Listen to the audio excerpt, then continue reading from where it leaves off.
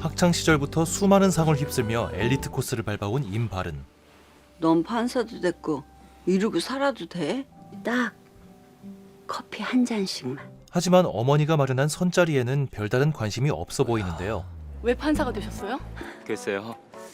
그렇게 출근길에 오른 바른. 윤건사. 응 그래. 여기 뭐 잠깐 지하철. 그런데 한 여성이 주변에 눈살을 찌푸릴 만큼 큰 목소리로 통화를 이어갑니다. 뭐? 무섭다고? 5천이 돈이야. 하지만 누구도 쉽게 나서지 못한 채 불편한 기색만 드러내고 있었죠. 믿는. 그때 한 젊은 여성이 바로 옆자리에 앉습니다. 아이 그건 그렇고 얘기 들었어? 우리 담임 목사님 요즘 젊은 여자랑 바람 났다던데? 그녀를 본 순간 설마. 바른은 들고 있던 책을 떨어뜨립니다. 바른아, 우리 수학 좀 가르쳐줘. 내가 참을성이 좀 부족해서 너 가르치려면 그게 좀 많이 필요할 것 같아서 말이야. 미안. 별로 악의 없이 한 말은 아니야. 시험 잘 봤어? 제자리 걸음이네. 너 지난번에 몇 점이었는데? 올빼. 사교성이 부족했던 바른에게도 잊지 못할 첫사랑이 있었습니다. 그녀의 이름은 박차오름. 우리 뉴욕송 우리 손주 말이야. 아무래도 형제 같아. 수진아. 그런데 오름의 행동은 시작부터 심상치 않았습니다. 우리 딸내미 도피 유학 보낸 게 보람이 있다니까. 쩍벌남을 간단히 처리한 데 이어 아 글쎄 그 친구들한테 6명 데리고 말 안 듣는 놈 하나를 혼내줬나 봐. 우리 집 강아지 영재인가 봐요. 옆집 개는 망망망 이렇게 짖는데 우리 집 개는 빠우와우와우. 아가씨 미쳤어? 내가 왜 남의 집 개새끼 사정까지 들어야 되는데? 그러게요. 그런데 왜 저는 아주머니네 애새끼 사정을 들어야 되죠? 뭐? 시끄러운 승객까지 엉뚱한 방법으로 조용히 시킵니다. 말도 안 돼. 그러나 바른이 기억하는 그녀는 이번 달부턴 드빗이 연습한다 그랬지. 레슨 받는 거 재밌어? 싫어요. 왜? 레슨할 때 선생님이 자꾸 부당한 일을 당해도 말 한마디 하지 못하던 조용한 아이였죠. 하지만 놀라움은 여기서 끝나지 않았습니다. 어머 아저씨 괜찮으세요? 아니 아까부터 이 여학생이 자기 엉덩이를 막 아저씨 손에 막 이렇게 비비는 것 같더라고요. 아 괜찮으세요? 제가 신고해 드릴까요?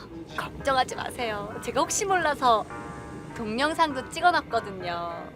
연약한 남자라고 당하고만 사시면 안 돼요. 화이팅! 잠깐만 이리 줘봐. 뭐 하시는 거예요? 아, 왜 그러세요? 뭐 하시는 겁니까? 어딜 만져 이 새끼야! 교수님이시구나. 윤리교육과. 목격자 진술이 필요하시면 연락하세요. 바른은 현재 서울중앙지방법원 판사로 근무하고 있는데요. 오늘 도와주셔서 고맙습니다. 여기 판사님이세요? 저도 오늘 첫 출근인데. 오름 역시 이날 서울중앙지법으로 첫 출근한 신임 판사였고 저도 거긴데. 진짜요? 근데 잠깐만요. 제가 고등학교 때 알았던 오빠랑 엄청 닮으셨는데 혹시 성함이... 임바른. 어머 바른 오빠! 어머 세상! 나 몰라요? 오름이요 오름이. 박차오름. 잘 부탁드리겠습니다. 임바른 판사님. 반갑습니다. 아 진짜 깜짝 놀랐어요. 이게 얼마만이에요? 12년 9개월 10일. 우선 출근부터 합시다. 첫날부터 지각하면 피곤하니까. 네 바른 오빠. 전에 알았던 사이라도 법원에서 오빠 하는 건 부적절한 듯합니다. 네 알겠습니다. 임바른 판사님. 그렇게 서로를 알아본 두 사람은 화려한 첫 출근을 마칩니다. 오늘은 신임법관들 인사단이라 바쁠 거예요. 이들을 이끄는 재판장은 경력 20년이 넘은 한세상 부장판사였습니다. 부장님 임바른 판사입니다. 박 판사 처음이죠. 사람 구실하려면 처리를 좀 돼야겠구나. 그러니까 빨리 적응해. 기다려줄 수 있는 사건 수가 아니야.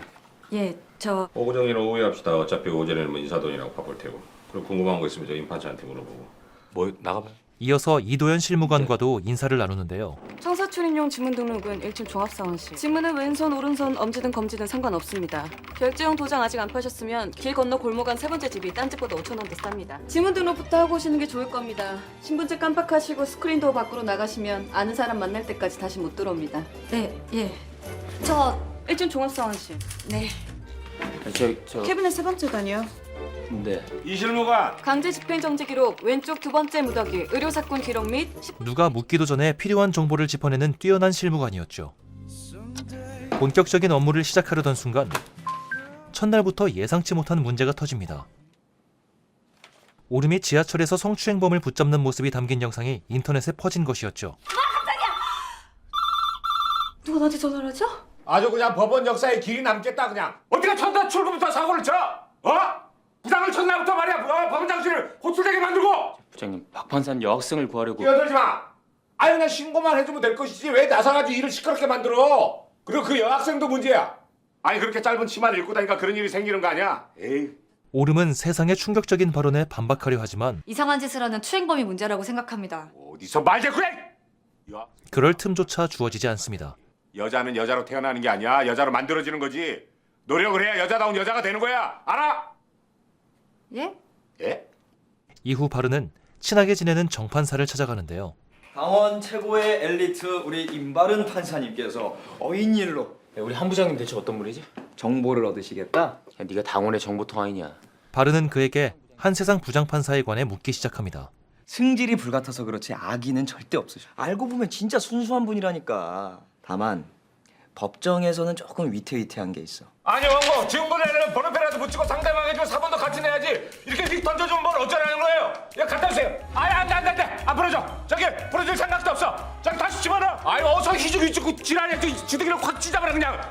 예? 세상은 법정에서 누구의 눈치도 보지 않았고 도둑놈 새끼 울 때는 확 그냥 아유 집어넣어. 그리고 다른 동기들에 비해서 이 연식이 좀 되잖아. 고시촌 낭인 생활 한참 하다가 겨우 합격을 한 거야.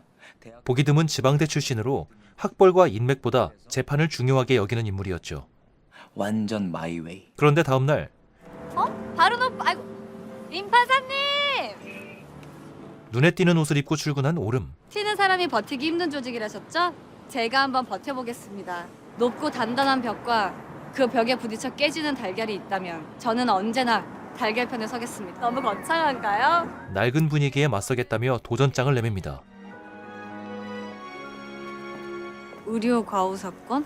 아드님이 수술 받다가 사망해서 병원 상대로 소송을 했는데 증거가 없어진 모양입니다. 출근길에 법원 앞에서 시위하는 할머니를 본 오름은 마음이 쓰인 채 법원 안으로 들어갑니다. 그리고 그녀의 화려한 출근 복장은 법원 안에서 큰 화제가 되고 맙니다. 부장님.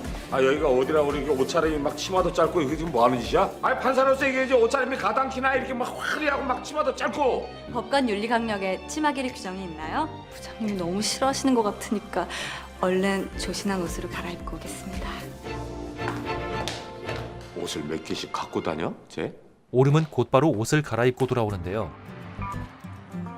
이 정도면 괜찮을까요? 제가 가지고 있는 옷 중에 가장 조신한 옷인 것 같아서 챙겨와봤습니다. 여자들이 음란하게 살을 내놓고 다니면 되겠어요? 여성의 능력보다 외모와 옷차림을 먼저 평가하는 시선이 얼마나 모순적인지 행동으로 보여준 것이었죠. 완전히 돌았네. 아니 근데 대체 그런 옷은 어디서? 대학생 때 피아노과 동기 여자애랑 배낭여행 갔었거든요. 벼룩시장에서 신기해서 샀는데 설마 진짜로 입게 될지는 몰랐네요. 피아노과요? 모르셨어요? 법조인 중에 무용과 출신, 미대 출신 다 있지만 피아노과 출신 판사는 처음일걸요? 신문에도 났는데. 이어서 오름은 법원 앞에서 시위하던 할머니의 이야기를 꺼냅니다. 재판에 왜 졌을까요? 그 수술하다 사망했다고 다 의사 잘못인가요? 그래도 사람이 죽었는데 너무 매정하게 말씀하시는 거 아니에요? 하지만 이 과정에서 오름과 바른의 신념 차이가 드러나죠. 증거도 없이 때만 쓴다고 그 예외를 만들면 되겠어요? 왜 판사가 되셨어요? 그 뭐 박 판사님은요? 약자의 편에 서고 사회 정의를 구현하고 세상을 바꾸고 그런 아름다운 이유로? 당연한 거 아닌가요? 전 그냥 먹고 살려고 판사 됐어요. 남한테 신세 안 지고 남한테 굽신거리지도 않으려고. 퇴근길 오름은 할머니를 찾아가 사정을 들어주고 있었는데요. 내 새끼를. 판결에 불만이 있으시면 항소를 하셔야지. 여기서 이러시면 안 됩니다. 뭐? 그래, 너도 판사놈이냐? 너도 판사놈이야? 이전에도 할머니에게 멱살을 잡힌 적 있던 바른은 오름이 다칠까봐 앞을 막아서지만 일어나. 이 뭐 정상이 아닙니다. 뭐가 정상이죠? 생때 같은 아들이 수술실에서 차가운 주검이 되어서 돌아왔는데 제대로 된 설명도 듣지 못한 애미가 제정신이면 그게 정상인가요? 도대체 뭐가 정상이고 뭐가 비정상이죠? 오름은 이미 할머니의 사정에 깊이 공감한 상태였죠. 일찍 나오셨네요. 어젯밤엔 죄송했습니다, 임 판사님. 임 판사님한테 화낸 거 아니었어요. 솔직히 저는 이곳에 대해 화가 나서 여기 온 겁니다. 여길 바꿔놓고 싶어서 판사가 됐나 보군요. 건투를 빕니다. 그리고 마침내 찾아온 오름의 첫 재판날. 박 판사, 초임 판사 첫 재판날은 저 법복을 내가 직접 입혀줍니다. 이 옷은 주권자인 국민이 사법부의 위임한 인물을 상징한다는 걸 명심하세요. 잘 알겠습니다, 부장님.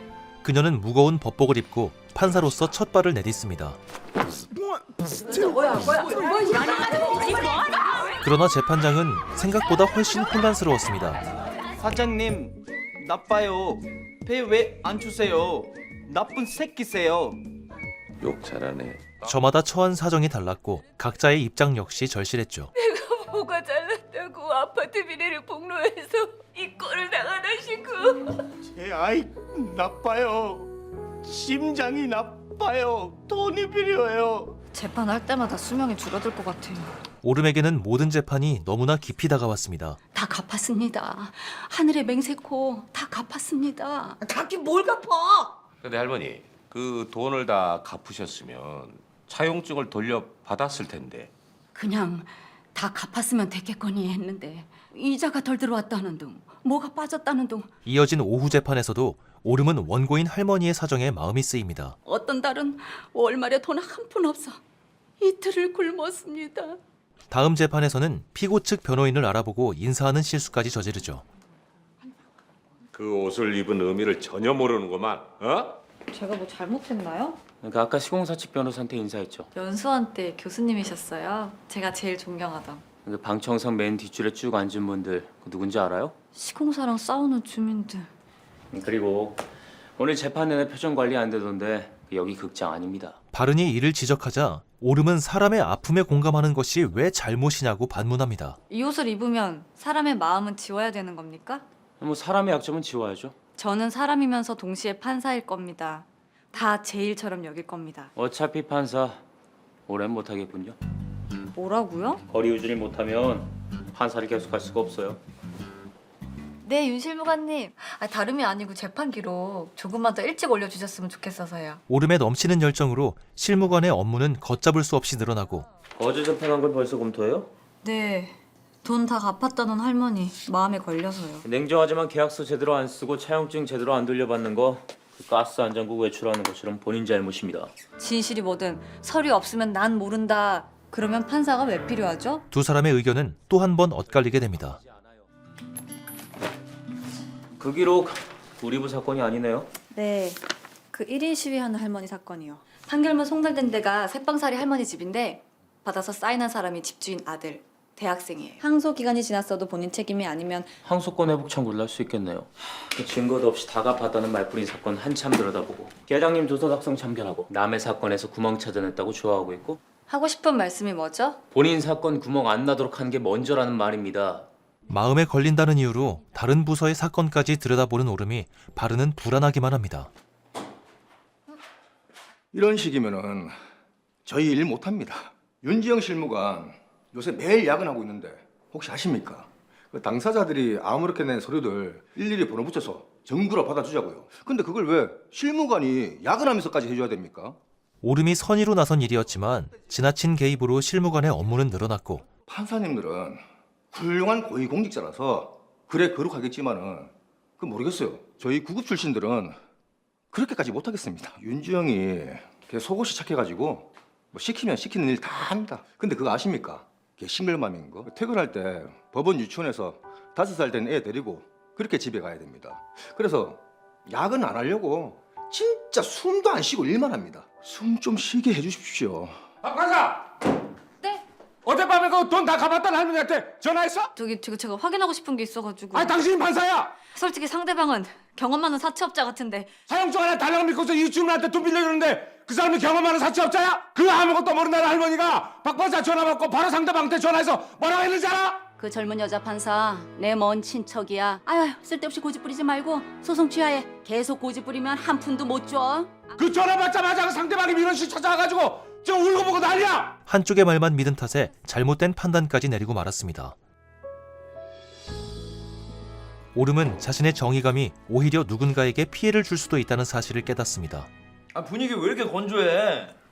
야, 요즘에 얼굴이 너무 심각했어. 하지만 실수를 만회하려는 마음이 너무 컸던 탓일까요? 어제 몇 시에 퇴근했어요? 3시 반 정도요. 아, 박 판사 왜 그렇게 무모해요? 평생 판사할 거 아니에요? 판사 일은 단거리 경주가 아니라 평생 묵묵히 달리는 마라톤 같은 거예요. 혼자 오버페이스하고 하면 함께 일하는 재판부에 패만 끼치는 거라고요. 죄송합니다. 어서 퇴근해요. 내일 일에 지장 없게. 퇴근하시라 그랬잖아요. 아, 상속 지분 계산만 남았는데 그것만 다 하고 갈게요. 그 정중당 사건? 이거 계산 프로그램 돌리면 30분이면 할 수 있으니까 놔두고 가요. 방법을 알려주시면 제가 할게요. 그 설명하는데 30분 넘어요. 바르는 프로그램을 사용하면 금방 끝낼 수 있다며 그녀를 먼저 돌려보냅니다. 어딘 좀 쉬었어요? 네, 덕분에요. 다음 날 오름은 실수를 바로잡기 위해 실무관을 찾아갑니다. 증거 자료요. 제가 정리 좀 해봤는데 맞는지 모르겠어요. 그리고 그 신체 감정서 독촉 일일이 전화하는 것보다 독촉서를 일괄 발송하면 어떨까요? 제가 눈물 없이는 읽을 수 없는 독촉의 편지를 한번 써봤습니다만. 저기 이건 애기가 좋아할까 싶어서. 센스 있는 오름의 행동에 분위기는 한층 따뜻해집니다. 그런데 잠시 뒤 정보왕 정판사에게 뜻밖의 이야기를 듣습니다. 아, 이거 그거네. 몇 대에 걸친 부동산 상속 지분 계산. 이런 일을 하려고 판사가 되었나 자괴감에 빠지게 하는 일 랭킹 3위 안에 드는 건데? 아닌데? 임 판사님이 이거 계산 프로그램 30분만 돌리면 된다고 그래. 아니, 그런 프로그램이 어딨어. 이거 내가 봤을 때는 이 정도 사건이면 한 이틀은 좋게 걸리겠다. 고생해. 또 야근하겠네. 오름을 집으로 보내기 위해 바른이 일부러 간단한 일처럼 말한 뒤 밤새 계산을 끝내놓았던 것이죠. 인간이란 남을 위해 움직이지 않죠. 그럼요. 자기 아니면 자기 편을 위해. 며칠 뒤 민사부는 식당에서 벌어진 불판 사고 사건을 맡게 됩니다. 정순이 씨가 이거 불판을 갈다가 떨어뜨려서 아드님이 맞아가지고 피해를 입었다. 정작 피해를 입은 아드님은 빼고 신세희 씨만 원고로 했어요. 식당 측은 돈을 받아내기 위해 꾸민 이야기라며 맞섰고 불판을 떨어뜨린 건 맞지만은 그 사람을 스친 적은 없다고 진술했어요. 그건 저 아줌마 거짓말하는 거예요. 불판에 애 얼굴을 분명히 스치고 지나갔다고요. 근데 그 제출하신 첨부 자료를 보면은 얼굴 스치면서 난 상처가 보이질 않아요. 보면은 피고도 원고를 고소했다는 얘기가 있어요. 여자분께서 저 1심 판결 난 후에 저희 가게 유리에다 돌을 던져서 완전 박살을 냈어요. 원만하게 서로 합의 조정해서 해결하는 게 어때요? 겉으로 보기에는 얼마간의 금액을 정해 조정하면 끝날 사건처럼 보였습니다. 근데 원고는 증거도 충분하지 않은데 왜 소송을 제기하신 거죠? 착각한 거죠 뭐. 판사님한테 자초정만 얘기하면 알아주실 줄 알았는데. 하지만 오름은 작성하던 합의서를 거두고 갑자기 조정을 중단하는데요. 이 사건 조정하지 않겠습니다. 재판 기일은 다시 정해서 알려드릴 테니까 그때 나오세요. 제가 조정하지 마시라고 하고 두 분 다 돌려보냈습니다. 대체 그게 무슨 소리야? 박 판사 제정신이야? 양측 다 진심으로 승복하고 있는 것 같지 않았어요. 어느 한쪽 말이 진실이라면 그쪽이 너무 억울한 사건 아닌가요? 그 진실을 어떻게 가리냐고. 그리고 50보 100보야. 얼른 대충 그냥 사과하지 않고 뻗대는 그냥 식당 주인이나 분풀하겠다고 고액을 요구한 손님이나. 50보 100보면 100보가 2배로 벌을 받아야 하는 거 아닌가요? 우리 정의의 여신께서 칼을 한번 휘둘러 보시겠다. 당사자신문 혼자서 잘 해봐. 잘하겠네. 그렇게 본인 신문을 통해 사건의 진실을 밝히려는 오름. 갑자기 와장창 소리가 나길래 바로 뛰어가 봤죠. 애는 멀쩡한 것 같은데 전 그러시면 고기 1인분 서비스 드릴까요? 뭐라고요? 누가 거지예요? 앞에 누가 할 소리야 진짜! 아 누가 보면 중환자란 줄 알겠네. 당시 고깃집 사장님한테 아픈 애를 앞에 두고 그게 할 소리냐고 하셨죠? 그녀는 사건의 경위를 들으며 피해자인 아들의 사정에 관해 묻기 시작합니다. 괜찮으셨어요? 아니 중학생이라 된 다 큰 아들이 애기도 아니고 뭘 그리 이건 뭐 지진아도 아니고. 이거 아파서요. 아픈 아이입니다. 마음이요. 마침내 아이의 어머니는 감춰왔던 진실을 털어놓는데요. 떨어지면서 숯불에서 불똥도 튀고 상처는 남지 않았지만 몸을 벌벌 떨더라고요. 근데 저 아저씨는 애는 괜찮냐는 말 한마디 안 하시더라고요. 애가 어쩌다가 잡아당기게 돌아보니 오줌을 찌렸더라고요. 이혼한 애 아빠가 술만 먹으면 소리를 지르고 때리는 걸 보내거든요. 그냥 잊어버리려고 했어요. 그런데 눈에 띄는 흉터는 남지 않았지만 아 더러워. 쌌나 봐봐. 쌌네. 얘들아 쌌어. 그날의 공포와 수치심은 소년에게 깊은 상처가 되어 있었죠. 죄송합니다. 제가 거짓말을 했습니다. 불만이 학생 얼굴 스치는 걸 봤습니다. 치료비 냈을 돈도 없는데 뱃속에 있던 딸아이를 나 혼자 키우고 있었거든요. 너무 무서워가지고 죄송합니다. 제가 미쳤었나 봅니다. 꼬투리 잡히면 안 된다. 빈틈 보이면 당한다는 생각만 했습니다. 오름은 이 작은 사건을 통해 법원이 판결만으로 승자와 패자를 가르는 곳은 아니라는 사실을 보여줍니다. 원고가 듣고 싶었던 한마디, 괜찮으셨냐는 그 한마디를 박 판사가 해준 거다. 박 판사 수고했어요. 다음 날 열린 재판. 농담을 심하게 했다고 가장의 밥줄을 끊어서야 되겠습니까? 한 명의 인재가 99명을 먹여 살리는 세상입니다. 한 회사의 부장이 직장 내 성희롱을 이유로 해고된 뒤 회사를 상대로 해고 무효 소송을 제기한 사건이었습니다. 50대 초반인 부장인 원고가 여대생 인턴 사원한테 오빠가 어쩌고 저쩌고 문자를 보낸 게 다 그런 노력이라는 말씀이네요. 그 친구가 유독 자신감이 없고 회사에 적응을 못하길래 멘토 노릇을 한 거죠. 자신감이라. 그럼 그 문자 한번 봅시다. 얼굴은 착하게 생겼는데 뒤에서 바라보면 미치겠어. 이거 원고 가슴털 사진 맞죠? 여기도 이렇게 썼어요. 수컷 냄새 나지 않니? 아무튼 뭐 원고 자신감 넘치는 사람인 걸 알겠네요. 막말로 어딜 만진 것도 아니고 그 말 몇 마디 때문에 해고까지 가서야 되겠습니까? 요즘 우리 사회가 유독 남자한테만 좀 가혹한 것 같습니다. 이게 더 가혹한 거 아닙니까? 오름은 피해자가 느꼈을 두려움을 먼저 생각해야 한다는 입장이었지만 그 가슴털 사진은 어떻고요? 설마 그걸로 진짜 유혹하려고 보냈겠어? 이 밥줄은 말이야 목숨과도 같은 거예요. 세상은 해고된 원고 가족의 생계 역시 고려해야 한다고 말하죠. 가장이 평생 다니던 직장에서 해고된다는 거 그렇게 쉬운 일 아니야. 부장님요? 개그맨의 피가 끓는 분이에요. 좀 질리는 스타일 개그라서 유감이지만. 게다가 회사 직원으로 출석한 증인들까지 원고에게 유리한 진술을 반복합니다. 제가 잘못했습니다. 젊은 후배들이 제 농담을 잘 받아준다고 나이값도 못하고 주책을 부렸습니다. 제 가족은 무슨 죄가 있겠습니까? 해고라뇨. 저희 5 식구 죽으라는 소리입니다. 재판이 끝난 뒤 아까 부장님 말씀이 지나치게 온정주의라고 생각했는데 그 오후 재판까지 하고 나니 고민됩니다. 김 판사님, 상습 음주운전하는 화물차 기사한테도 계속 고속도로 달리세요 할까요? 밥줄은 소중하니까? 정직, 견책, 감봉 뭐 다른 징계가 더 적절한지도 살펴봐야죠. 노동자한테 해고는 그 사형 선고니까요. 인턴 사원한테는요, 부서장 눈밖에 나는 게 사형 선고일 수도 있지 않을까요? 물론 그렇긴 한데 그 판례상 기준은 그 특정 피해자가 아니라 합리적 피해자 기준입니다. 그 상대방과 같은 처지에 있는 일반적이고 평균적인 사람이라면 그런 행위를 당했을 때 어떻게 느꼈을지. 건전하고 일반적이고 평균적인 남자, 동구권 여배우 100명이 함께 여행하고 싶은 남자, 이 정보왕이가 판단을 해줄게. 뭐야? 이런 개. 난 정말 같은 남자로서 정말 이해가 안 된다. 자기 부하 여직원이 여자로 보인다는 것 자체가. 바른과 정보왕 정판사는 피해자가 느꼈을 공포까지 완전히 공감하지는 못합니다. 나 같은 남자들은 있잖아. 매력 있는 여자를 봤다고 해서 촌스럽게 해볼래 하고 입 벌리고 그러질 않아요. 이성이 컨트롤을 하고 있거든. 왜요? 왜 그렇게 보세요? 정 판사님이 말씀하시는 그 이성과 본능의 거리라는 거 제가 보기엔 한 10cm밖에 안 되는 것 같은데요. 그러자 이도현 실무관은 정보왕에게 일부러 다가가 불편할 만큼 가까이 거리를 좁힙니다. 스커트 길이 10cm. 이성적으로 대처할 수 있다고 자신했던 정보왕도 막상 같은 상황에 놓이자 당혹감을 감추지 못하죠. 일반적이고 평균적이시네요.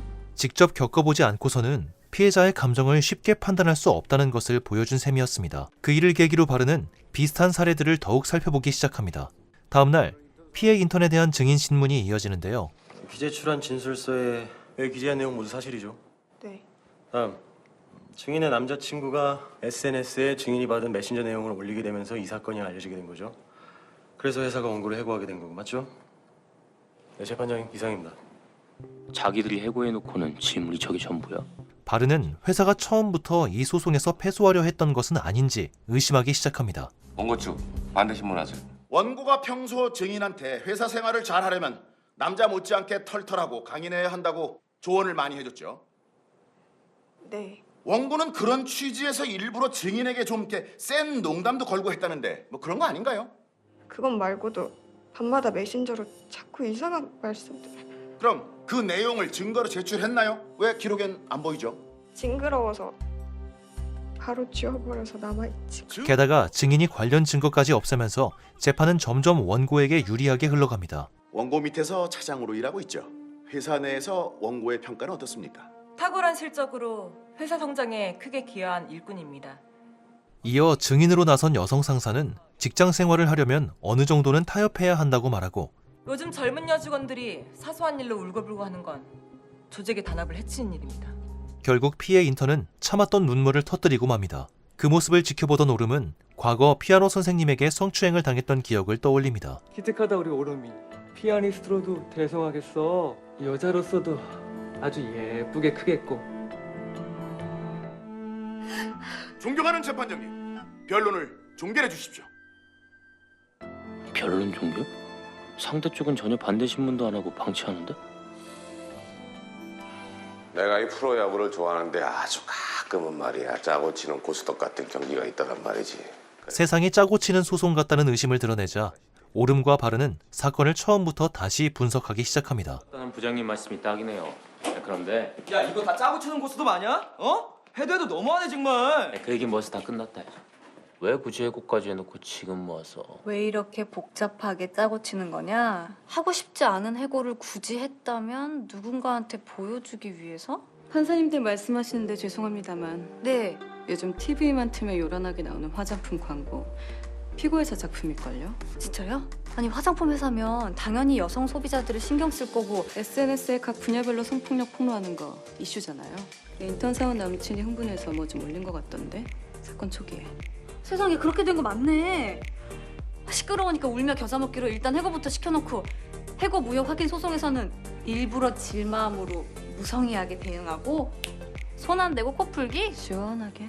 그것들이 진짜 부장님, 그 여성 직원들 직권으로 다시 불러보면 어떨까요? 이에 재판부는 피해자와 가장 가까웠던 여성 직원을 직권으로 다시 불러냅니다. 직권으로 증인 소환을 하자고?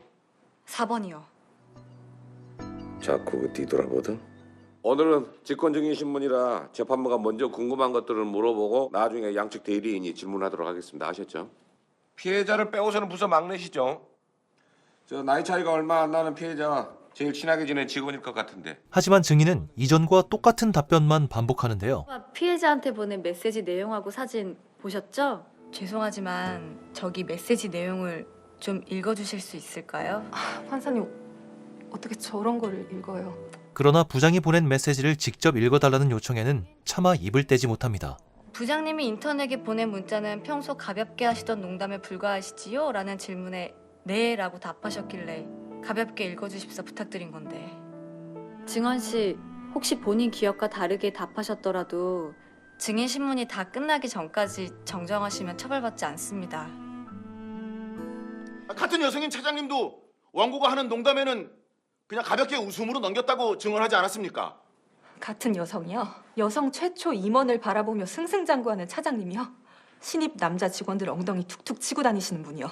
그렇게 오랫동안 고개를 숙이고 있던 증인은 마침내 입을 엽니다.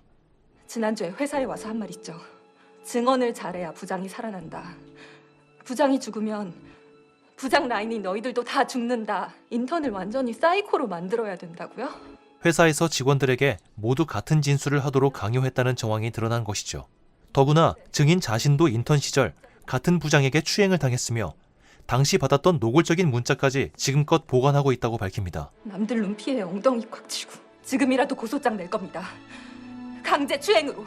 그렇게 감정적으로 울다간 무고죄가 되는 수가 있어요. 앉아요. 하여튼 여자라는 이게 문제야. 고소장 저도 낼 거예요, 변호사님. 그러자 법정에서는 그동안 감춰졌던 증언들이 쏟아지기 시작합니다. 회의하자며 자꾸 일식집으로 불러내셨잖아요. 자꾸 술 주시면서 지난번엔 술 쏘던 척하면서 가슴까지 슬쩍 만졌잖아요. 야, 이 개 같은 놈아! 네가 인간이야! 놔둬요. 말리지 말고. 판결 선고합니다. 주문. 원고의 청구를 기각한다.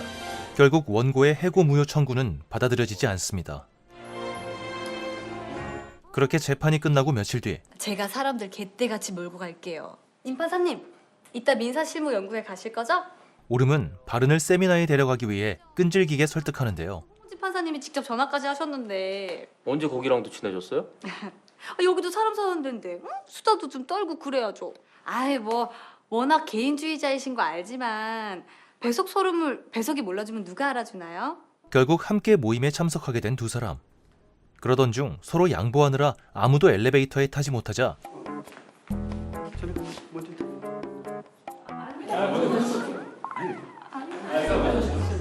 문명의 충돌이군. 서양의 기사도 정신, 동양의 장유유서.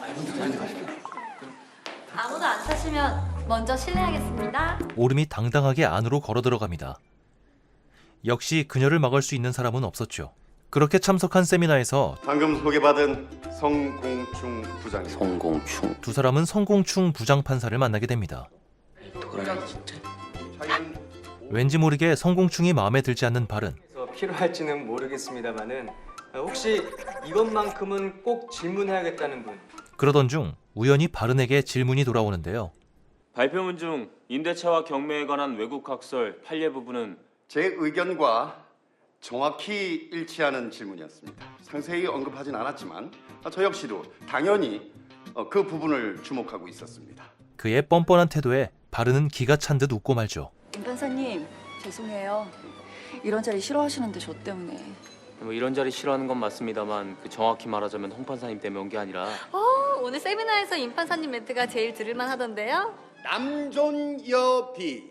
남자가 존재하는 이유는 여자의 비위를 맞추기 위해서.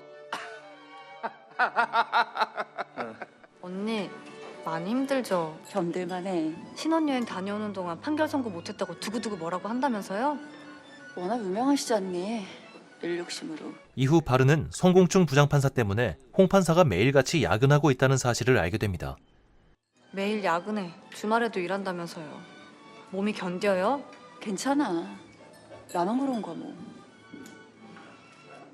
게다가 성공충은 바른의 의견까지 가로채 마치 자신의 아이디어인 것처럼 꾸미고 있었는데요. 진정해요. 이거 그때 임 판사님이 얘기했던 거 그대로잖아요. 까마득한 후배 의견을 훔쳐요? 천 부장님 방까지 다 들리겠어 지금?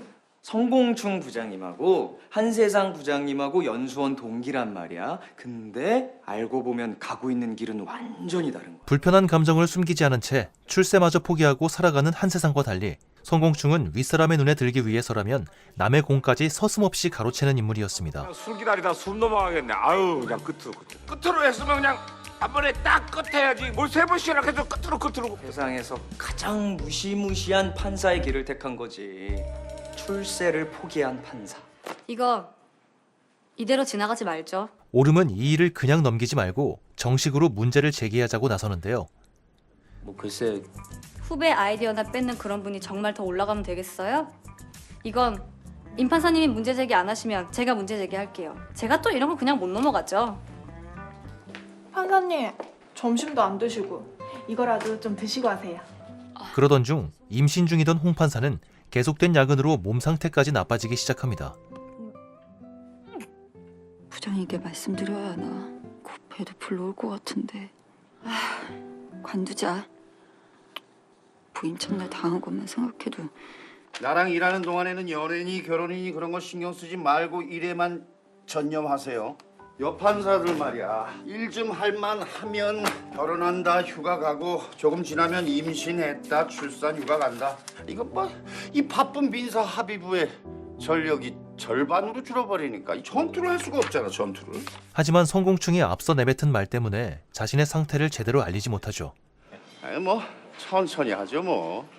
아유 사람이 살아야죠. 그러나 성공충의 진짜 문제는 단순히 남의 공을 가로채는 데서 끝나지 않았습니다. 유명하다니까. 그게 무슨 말이야? 방금도 염탐하러 온 거예요. 고등법원에서 사무감사하러 오잖아요. 재판부가 보기에는 이 정도가 가장 합리적인 선입니다. 조정이 가장 합리적인 해결이라니까요. 자신의 실적을 높이기 위해 재판의 본질보다 조정만을 강요했고 저 재판장 조정률 1등 하려고 난리도 아닙니다. 아, 네 부장님. 홍 판사 지금 어딥니까? 사무실에 불 꺼졌던데. 벌써 퇴근했어.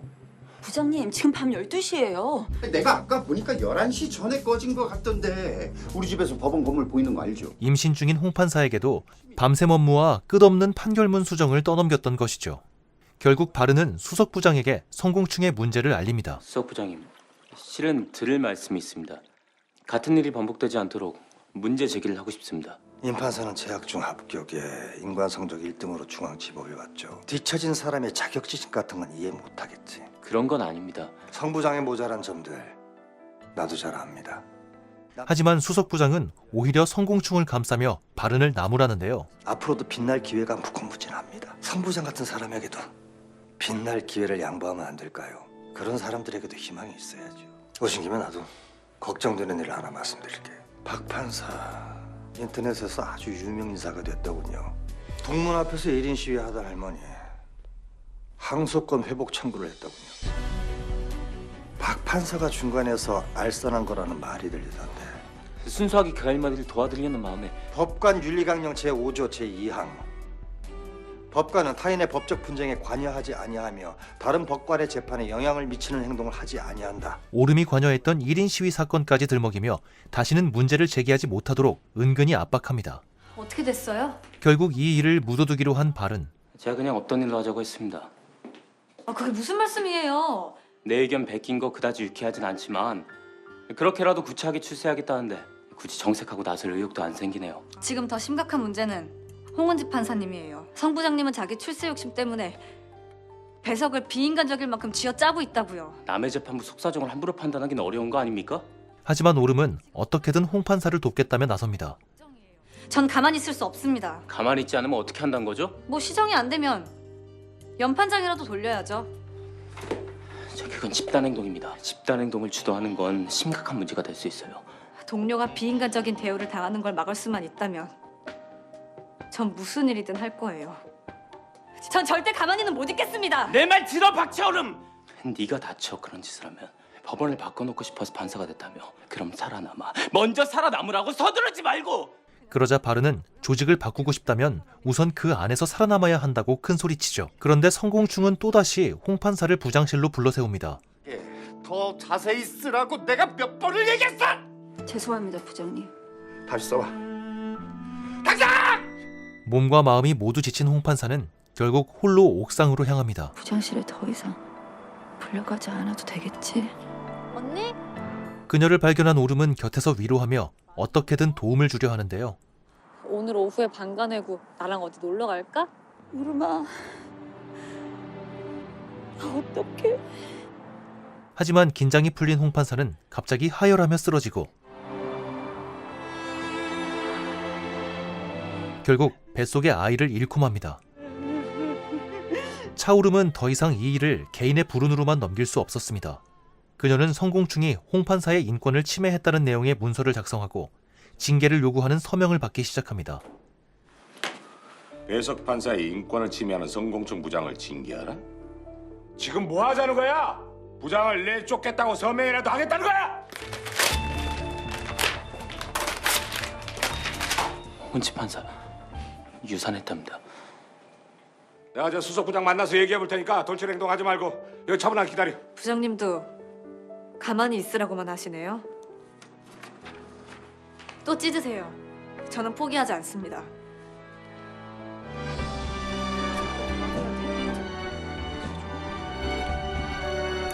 수석 부장님, 홍은희 판사 얘기는 익히 들어서 알고 계실 겁니다. 저한테 미리 얘기를 했으면 배려를 했을 텐데 저한테는 전혀 얘기가 없었어요. 하지만 성공충은 홍 판사의 유산 소식을 듣고도 자신의 잘못을 인정하지 않습니다. 그 친구가 워낙에 허약 체질이었나 봅니다.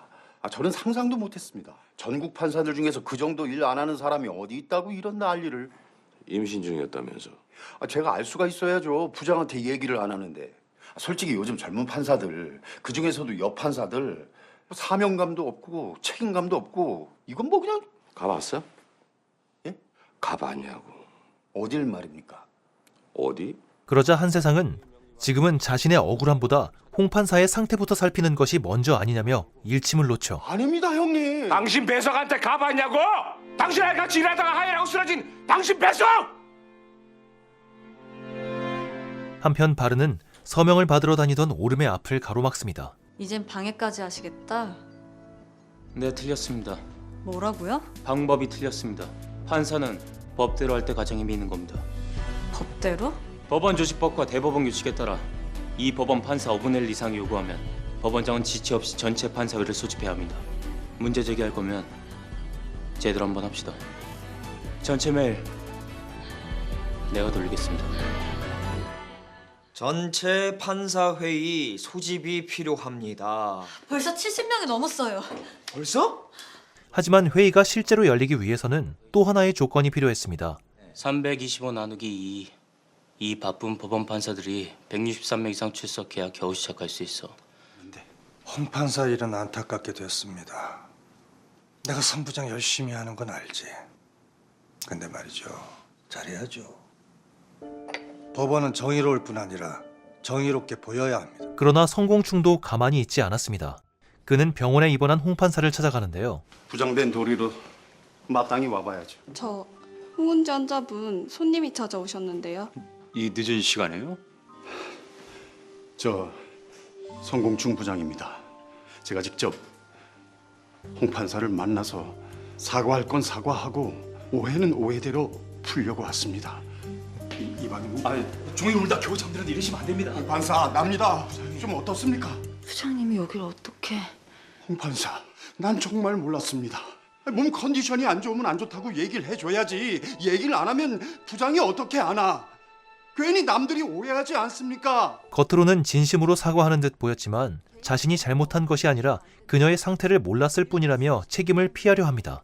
차마 말씀 못 드려서 죄송합니다. 직장보다 가족만 우선시해서 문제라고 늘 한탄하시던 부장님 앞에서 배송 몸 컨디션 안 좋은 문제일 뿐인 것을. 당장 나가세요. 그런 소리 여기까지 온 겁니까? 부장님. 그러다 동행한 판사가 병실로 들어오자 더욱 과장된 태도로 용서를 구하죠. 부장님, 이게 무슨 일입니까? 일어나십시오. 다음 날 법원에는 성공충이 직접 병실까지 찾아가 사과했지만 홍 판사가 매몰차게 거절했다는 소문이 퍼집니다. 야, 바뀌었어.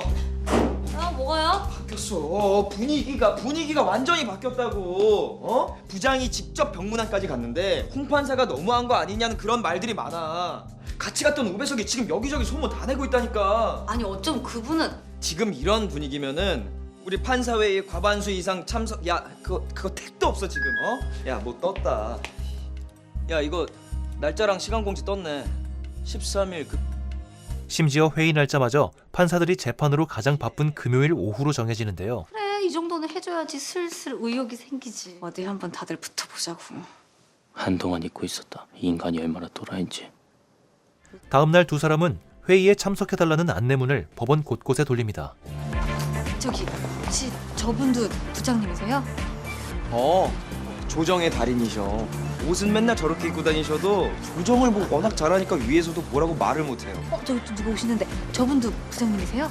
아, 오정인 부장님?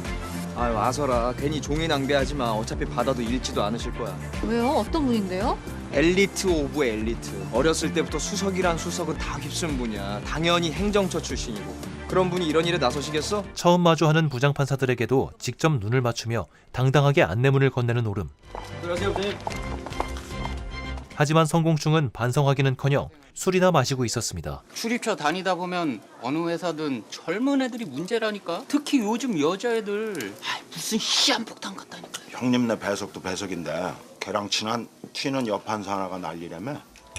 우리 목이나 죽이면서 계속 하자고. 그리고 다음 날 이게 뭐야? 판사들 노조 만들려 하나? 다들 기사 봤지? 어? 뭐라고 났어? 일부 과격한 젊은 판사들이 주동을 했대. 이거 혹시 나도 그중 하나냐? 다른 재판부 사건에 개입했다는 의혹이 불거졌다. 사건을 검토해주고 변호사까지 알선했... 오름이 다른 재판부의 일에 개입했다는 사실까지 알려집니다. 실은 수석 부장님도 이 건 얘기하시더라고요. 뭐라고 하시는데요? 법관 윤리 위반 소지가 있다. 징계 사유가 될 수도 있다. 바르나, 미안한데 난 여기까지인 것 같다. 솔직히 이제 내 입장도 너무 힘들다. 내가 중간에서 처신하기가 좀 너무 힘들어 이제는. 나는 누구하고도 싸우고 싶지가 않아. 결국 부담을 느낀 정보왕 정 판사는 더 이상 함께하기 어렵다며 물러나는데요.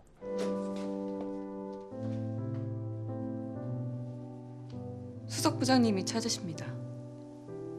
왜 오시라 했는지는 잘 알죠. 수석 부장에게 불려간 오름은 자신의 뜻을 분명하게 밝히지만 조금 조언을 해드린 것뿐입니다. 법관 윤리 강령은 읽어봤나요? 법의 날 행사에서 법원장님하고 수석 부장님이 1층 로비에서 사회적 약자를 위한 무료 법률 상담을 하셨었죠. 제가 한 일이 그 행사와 어떻게 다른지 잘 이해가 되지 않아서요. 부장판사를 징계하라고 연판장을 돌리고 다니는 행위는 그건 명백히 집단 행동을 선동한 거 아닙니까? 근거도 없이. 근거 있습니다, 수석 부장님. 제가 직접 홍문재 판사에게 자세한 사정을 일방적인 얘기로 상관을 매도하는 행위에 대해 분개하는 분들이 많습니다. 누구를 일방적으로 매도하려는 것이 아니라 박 판사님, 이건 협의가 아닙니다. 그녀에게 제대로 해명할 기회조차 주어지지 않습니다. 그래 나보고 부장들을 설득해달라고? 결국 오름은 한세상 부장판사를 찾아가 도움을 요청합니다. 예. 성 부장 징계하자고 연판장 돌리고 판사에 소집한다고 난리치기 전에 얘기 한번 해봤어? 예? 성 부장이랑 얘기해봤냐고. 자네 직업이 뭐야? 판사 아니야? 양측 얘기를 다 듣고 판단하는 판사. 문제 제기하기 전에 부장들하고 얘기 한번 해봤냐고. 오름은 그제야 자신이 행동의 순서를 잘못 정했다는 사실을 인정합니다. 그리고 마침내 전체 판사 회의 당일이 찾아옵니다. 한참 부족하네요. 결국 기회도 못 해보고 끝나는군요. 하지만 회의장에는 빈자리가 훨씬 많았는데요. 하윤아. 한참 전에 회의장 가시고 안 계십니다. 예, 뭐 별로다 별로. 남자가 엉덩이 맞춤 예쁘면 뭐해. 우물쭈물하기만 하고. 예? 귀는 좀 박네요. 참석을 망설이던 정 판사 역시 고민 끝에 회의장으로 향합니다. 시간이 흘러 회의가 무산될 위기에 놓인 그때 아이고 성질도 급하시오 그래. 한세상 부장판사가 회의장으로 들어옵니다. 이 큰 건물에 시간 이렇게 뭐 딱딱 맞추는 게 이렇게 쉽나? 뒤이어 다른 부장판사들까지 줄줄이 모습을 드러내기 시작하죠. 야, 이 법원 부장 중에 그냥 하자란 하자는 다 모였네. 어? 저 양반은 웬일로?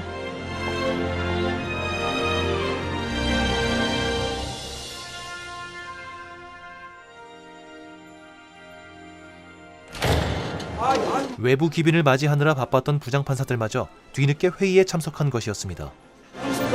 행사 불이 나게 마치느라고 좀 늦었습니다. 판사님 전직 대법관님도 오셨다면서 어떻게 이렇게 일찍? 귀한 손님들도 중하지만 같이 일하는 동료들이 더 중요한 거 아니겠습니까? 이제 충분히 기다린 것 같습니다만 아직도 20명 넘게 부족한 것 같네요. 하지만 회의를 열기에는 여전히 20명 정도가 부족한 상황. 제게 잠시만 발언할 기회를 주십시오. 부탁드립니다, 의장님. 좋은 의견이 있으면 말씀해 보세요. 법원장은 오름에게 직접 발언할 기회를 줍니다. 오늘 참석해주신 모든 판사님들께 진심으로 감사드립니다. 먼저 고백할 게 있습니다. 저는 저희 부장님을 좋아합니다. 평생 기록 들여다보시느라 구분 거북목도 좋고 운동 부족 올챙이 배도 좋아합니다. 남들보다 일찍 찾아온 노안에 누진 다초점 렌즈도 좋아하고요. 무릎 나온 아저씨 양복에 뒤축 다른 구두도 좋아합니다. 가끔 버럭하실 때는 밉지만 소심하게 후회하셔서 더 좋아합니다. 저는 무엇보다 20년 넘게 재판을 하시면서도 사건 하나하나를 한 명 한 명의 사람으로 생각하시는 부장님이 좋습니다. 저는 모든 배석 판사님들이 저처럼 부장님을 좋아했으면 좋겠습니다. 그래서 이렇게 훌륭하신 부장님들이 마음의 여유 한 점 없이 사건 처리에 쫓기는 이런 구조가 너무 싫습니다. 경쟁에 이기기 위한 욕망이나 낙오에 대한 공포가 아니라 누군가를 돕는다는 보람으로 일했으면 좋겠습니다. 그리고 함께 일하는 사람들의 마음을 아주 조금만 더 배려할 수 있는 여유가 있었으면 좋겠습니다. 이미 이렇게 많은 분들이 함께 첫 발을 내디뎠으니까요. 고맙습니다. 그녀의 진심 어린 연설은 모두의 마음을 움직였고 뜨거운 박수와 함께 법원의 분위기도 조금씩 달라지기 시작합니다. 부장님, 저 때문에 고생 많으셨습니다. 죄송합니다.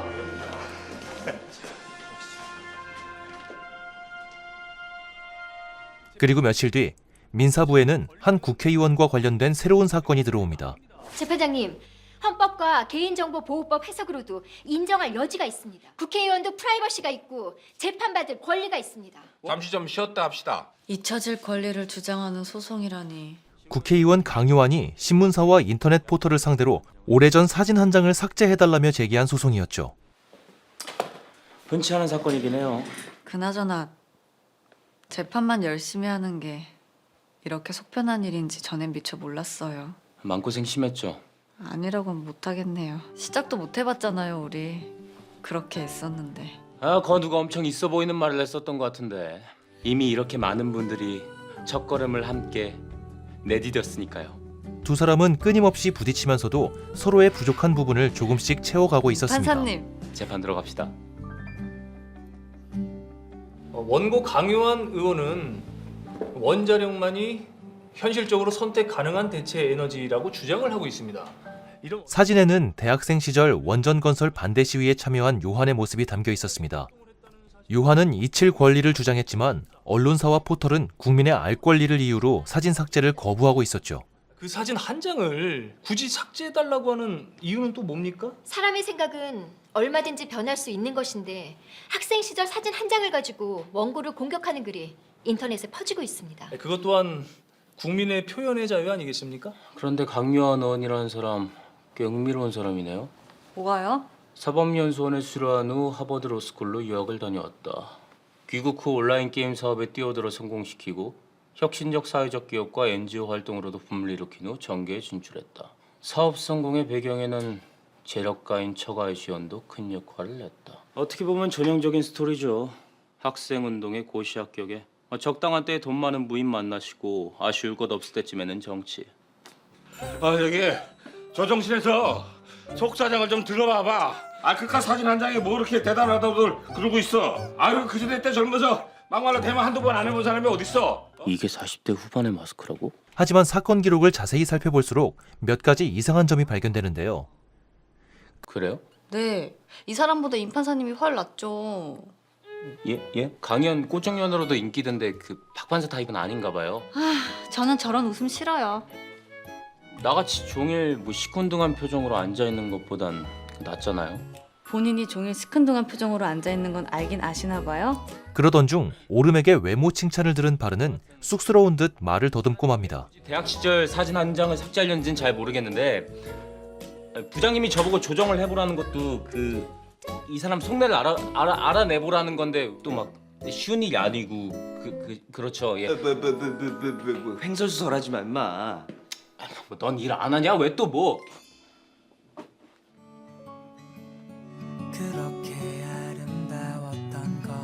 이후 바르는 지금의 오름에게서 첫사랑이었던 학창 시절의 모습을 떠올리는데요.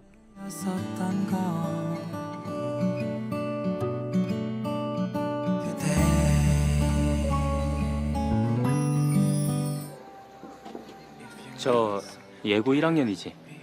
집에 그랜드 피아노가 있어? 교수님이 레슨하러 오시고? 오빠도 피아노 치세요? 엄마, 나 피아노 학원 좀 다녀볼까 하는데. 그럴 돈이 어딨어. 고3 되면 문제집값만도 수업 든다더라. 함께 음악회에 가기로 했던 그때 이번 달부턴 드뷔시 연습한다 그랬지. 레슨 받는 거 싫어요. 왜? 피아노 좋아하잖아. 선생님이 자꾸 저를 안 놔요. 바르는 오름이 피아노 선생님에게 성추행을 당했다는 사실을 알게 됩니다. 부모님한테 말씀드렸어? 아빠가 아시면 실망하실 거예요.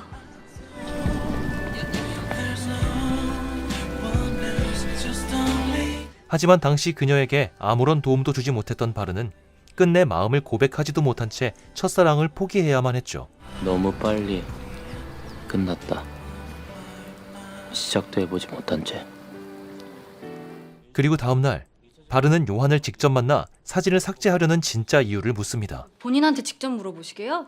네, 직접 본인한테 물어봐야 알 수 있으니까. 판사님 오셨습니다. 안녕하십니까. 원고 강요한입니다. 말씀드렸듯이 이번 사건은 원고의 잊혀질 권리보다 공인에 대한 국민의 알 권리를 더 우선시해야 할 사건입니다. 저에 대해서 아는데 그 사진이 꼭 필요한가요? 하지만 요한은 애매한 말만 늘어놓을 뿐 정확한 이유를 밝히지 않는데요. 그때 당시 제 신념에 대해서는 이미 책이나 인터뷰를 통해서 밝힌 적이 있고 이미 알고 있는 사실들 이외에 어떤 유용한 정보를 제공하고 있습니까? 소송을 제기한 건 원고 측 아닙니까? 피고 측이 왜 그 사진이 꼭 필요하냐고 물을 게 아니라 그 사진 때문에 원고의 무슨 권리가 침해받고 있는지를 먼저 주장을 하셔야죠. 그건 제 사진이고 제 인생의 한 부분입니다.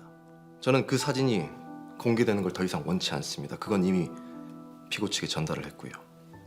그런 제 뜻을 무시하고 계시지 않습니까? 피고 측 변호사분은 잠시만 자리 좀 피해 주시겠습니까? 원고 본인과 좀 이야기를 나눠보고 싶습니다. 마침내 두 사람만 남게 된 순간 막연한 사생활 침해로는 피고 측 논리를 반박하기 어렵다는 거. 법률가 출신은 원고도 잘 아실 텐데요. 전 충분히 주장하고 있다고 생각합니다만 그런데 아까부터 뭔가 계속 메모지에 쓰시던 거 글자가 아닌 것 같더군요. 보여줄 수 있으십니까? 바르는 그가 메모지에 그려놓은 한 여성의 모습을 발견합니다. 이건 별게 아닌데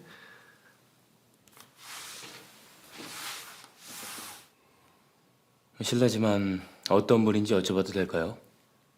사모님인가요? 아니요. 하지만 판사님이 이미 본 적이 있는 사람입니다. 비록 사진 한 장에서 보셨을 뿐이지만 대학교 때 같은 동아리였던 여학생입니다. 쑥스럽지만 그때 당시에 저희는 학교 내에서 소문났던 커플이기도 했죠. 사진 속 여성은 요한의 첫사랑이었고 이미 세상을 떠난 사람이었습니다. 그녀는 그날 시위에서 누군가의 쇠파이프에 머리를 맞아서 이 세상을 떠났습니다. 그래서 이 사진을 보기가 힘드셔서 저는 그 사진을 책상 서랍 속 깊숙한 곳에 간직해왔습니다. 얼마나 자주 꺼내봤는지 몰라요. 그러시면 이 소송을 낸 건 저 때문이 아닙니다. 하지만 요한이 사진 삭제 소송을 제기한 진짜 이유는 첫사랑이 아닌 현재의 아내 때문이었는데요. 관심도 없던 동아리에 들어오고 시위를 따라다닌 게 전부 저 때문이라는 걸 그때는 미처 알지 못했어요. 남편이 첫사랑을 잊지 못하는 모습에 힘들어하던 아내는 현재 시한부 판정을 받은 상태였습니다. 아내는 제가 누구 얼굴을 잊지 못하는지 너무나 잘 알고 있었습니다. 정말 가망이 없는 겁니까? 죄송합니다. 요한은 괴로워하는 아내를 위해 과거의 흔적을 모두 지우려 했던 것이죠. 이제 아시겠습니까? 저의 잊혀질 권리에 관한 소송이 아닙니다. 제 잊을 의무에 관한 것입니다. 원고 입장은 충분히 이해했습니다. 한번 피고 측을 설득해 보겠습니다. 아닙니다. 제가 지금 드린 말씀은 그냥 제 넋두리라고 생각해 주십시오. 그렇게 모든 진실을 털어놓은 요한은 결국 스스로 소송을 취하합니다. 그 알 권리를 최대한 보장해 드리는 방법으로 해결해 보겠습니다. 임 판사님, 그 사건 대체 왜 소송을 냈던 거래요? 잊어야 할 과거가 있어서 그게 이유랍니다. 잊어야 할 과거라 누구나 나름의 속사정이 있기 마련이죠. 남들은 굳이 알 필요 없는. 전 알고 싶은데요. 네? 박 판사님의 속사정. 그러던 중 바르는 오름에게 의미심장한 말을 건네는데요. 우배석이어서요? 아니면 재판부는 팀으로 일하는 거니까? 좋아하니까. 바른의 솔직한 마음에 오름은 아무런 대답도 하지 못합니다. 좋아하니까 알고 싶습니다. 박 판사에 대해서 무엇이든 그 사람에 대해 자꾸만 알고 싶은 마음도 좋아하는 마음이니까요. 그냥 솔직하게 얘기해줘요. 평소처럼 박차오름답게. 과연 이 말을 계기로 두 사람의 관계는 어떻게 달라지게 될까요? 오늘 소개해드린 작품은 지난 2018년 방송된 JTBC 드라마 미스 함무라비입니다. 고아라, 김명수, 송동일, 류덕환, 이엘리아 등 연기력이 보장된 명품 배우들이 다수 출연하는데요. 강한 자에게 강하고 약한 자에게 약한 법원을 꿈꾸는 이상주의 열혈 초임 판사 박차오름, 원리 원칙이 최우선인 초엘리트 판사 임바른, 세상의 무게를 아는 현실주의 부장 판사 한세상까지 달라도 너무 다른 3명의 재판부가 펼치는 리얼 초밀착 법정 드라마입니다. 동명의 원작 소설 미스 함무라비를 집필한 현직 부장판사인 문유석이 작가로서 극본을 맡아 더욱 다양하고 색다른 사연을 소개하는데요. 사사건건 부딪히면서도 서로를 성장시키며 보수적인 법원 조직이라는 높은 벽에 도전하는 젊은 두 판사의 이야기를 담은 JTBC 드라마 미스 하무라비. 꼭 본편으로 끝까지 확인해 보시는 것을 추천드립니다. 감사합니다.